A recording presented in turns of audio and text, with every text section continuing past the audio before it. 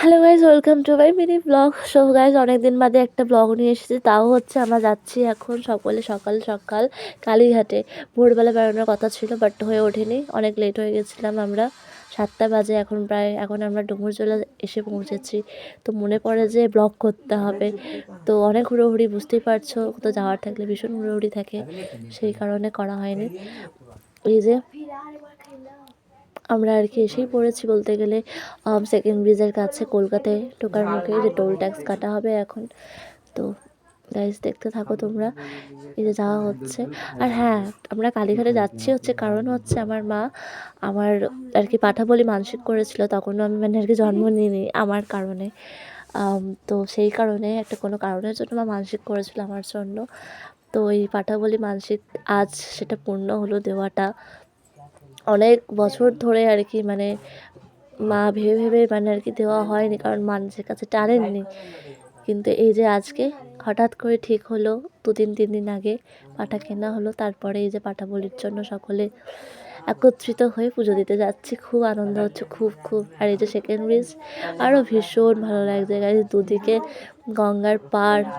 আর এই যে সকলে ভীষণ আনন্দ করেছি গাইজ, ভীষণ আনন্দ করেছি। যে দেখো তোমরা, চারিদিকের পরিবেশ এত ভালো লাগছে, এত হাওয়া চলছে গায়ে। সবচেয়ে বড় কথা হচ্ছে মানে আমাদের কান পুরো সেই ঠান্ডা বরফের মতন জমে যাচ্ছে, হাত পা সব কিছু। আর এই যে আমি নেকি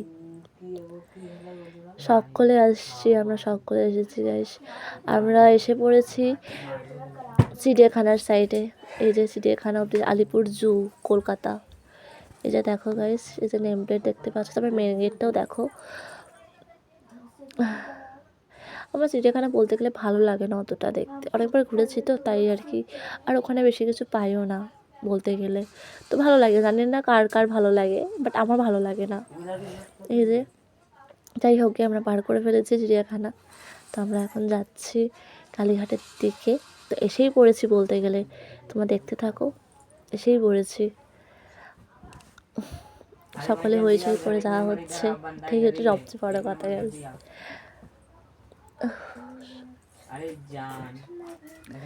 আর কি বলবো গাইজ তোমাদেরকে।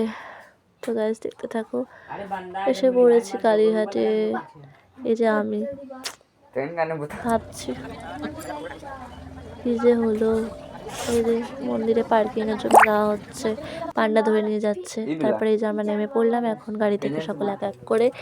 তো এবারে আমি যাচ্ছি এখন। এই যে আমার ভাইয়েরা দেখছো, ভীষণ ভীষণ হারামি। আর এই যে পান্ডাদের সাথে কথা বলেছি, এনারা খুব দাম বলছিলেন, বাট আমি বললাম এখান থেকে চলো, আমরা অন্য জায়গায় গিয়ে ডিসাইড করবো।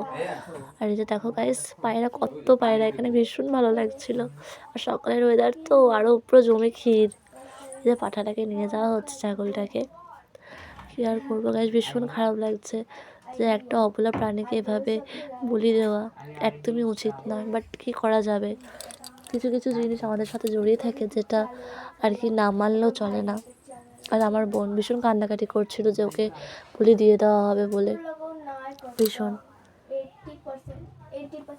আমরা চলে এসেছি ডালা নেওয়ার জন্য, পুজোর এখানে কথাবার্তা হলো, সব কিছু আমাদের মতনই আর কি ঠিকঠাক হলো, দাম দর করা হলো। তো এই ঠিকঠাক হয়ে যাওয়ার পরে এবারে আমরা যাচ্ছি মন্দিরের দিকে, লাইন দেব। আর পাঠাটাকে আমার দাদু নিয়ে আর কি দাঁড়িয়ে বসে আছে একটা জায়গায়, আমাদের পুজো দেওয়ার পরে তাকে নিয়ে যাওয়া হবে বলির জন্য। এই যে আমরা সবাই এক এক করে যাচ্ছি মন্দিরে। লাইন, ভীষণ লাইন ছিল গাইজ, ভীষণ লাইন।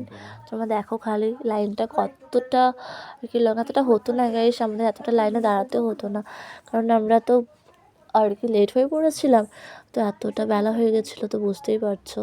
এই যে দাঁড়িয়ে আছে, অনেকক্ষণ দাঁড়িয়েছি, ভিডিওটা তো স্পিডে করা, তাই তোমরা বুঝতে পারবে না যে আমরা কতক্ষণ দাঁড়িয়েছিলাম। এই যে আমার বোন এখনও কান্নাকাটি করে যাচ্ছে, মানে তাকে থামানোই যাচ্ছে না, তার কান্না মানে কন্টিনিউ কেঁদে গেছে সে বলি দেওয়ার পর্যন্ত। মানে আমরা ওখানে ছিলাম বলতে গেলে প্রায় 2-3 ঘন্টা মতন ছিলাম, ও কন্টিনিউ মানে কেঁদেই গেছে বলতে গেলে গাইজ, ভীষণ। এই যে আমরা, এই যে দেখতে পাচ্ছ রেলিংটা, এখান থেকে আমরা মানে আর কি এপার ওপার করার চেষ্টা করছিলাম, আমার বোনেরা পেরে গেছে এপার থেকে ওপার করার, আর আমি এই যে চেষ্টা করছি, ছোট্ট একটা চেষ্টা। দেখো গাইস, অ্যাটলিস্ট পার হয়ে গেছি, ভাবলাম হয়তো পার হতে পারবো না। তো এখন দেখো আমরা বসে আছি লাইনে দাঁড়িয়ে দাঁড়িয়ে, পা ব্যথা হয়ে গেছিলো, তো সকলেই এখানে বসে পড়েছি গাইস। এই যে আমি বোরিং হচ্ছিলাম লাইনে বসে বসে, অনেকক্ষণ ধরে বসেছিলাম গাইজ, অনেকক্ষণ ধরে। এই যে এগোচ্ছি আর আমি আমার বরের সাথে একটু কথা বলছিলাম। তো এসেই পড়েছি মন্দিরের কাছে। মন্দিরে তো ফোন অ্যালাউ নয়, তো তাও চেষ্টা করেছি ছোট্টখাটো দেখানোর। আর আমরা এখানে এই যে পণ্ডিত মশাই আমাদেরকে অঞ্জলি দেওয়াচ্ছে লাইনে দাঁড়িয়ে বাইরে। এই যে অঞ্জলি দিচ্ছি, সকলে মিলেই দিচ্ছি। যাদের যাদের দেখতে পাচ্ছ আমার সব ফ্যামিলিজরা আছি, দাদু মাসি দিদা দিদা শাশুড়ি দাদু শ্বশুর সকলেই এসেছে আর কি, শাশুড়ি। এই যে বলি পাঠা বলি দেওয়ার জন্য বোন খুবই কান্নাকাটি করছিল। আর এই যে আমি এখন এসেছি দান করার জন্য। আমার মা বললো দান করার জন্য। আমি আর দীপ মিলে, মানে আমার হাজব্যান্ড মিলে যতটা পেরেছি, যতটুকু সামর্থ্যের মধ্যে ছিল গাইজ, চেষ্টা করেছি তাদেরকে কিছু তুলে দেওয়ার জন্য। তো একটা করে কলাই দিতে পেরেছি গাইজ। খুব ভালো লাগছিল তাদেরকে দিয়ে, যে তাদেরকে কিছুটা দিতে পারছি আমরা, তাদের খুশি হচ্ছে। তো গাইজ খুব খারাপও লাগে এনাদেরকে দেখতে, বাট কিছু করার নেই, ভাগ্যে যার যেটা লেখা সে সেভাবেই তার দিন যাপন করবে, তাই না? দান করা হয়ে গেছে, যে যাচ্ছি গাড়িতে, এখন গিয়ে সকলে মিলে গাড়িতে উঠবো। এই যে না, এখন গাড়িতে উঠবো না, সরি। এখন আমরা এসেছি দোকানে, আবার এসেছি যেখান থেকে ডালা নেওয়া হয়েছিল, প্রসাদ নেওয়া হলো। এই এখন এসে খাওয়া দাওয়া করছি, এখন টিফিন করে আমি যাবো, টাটা।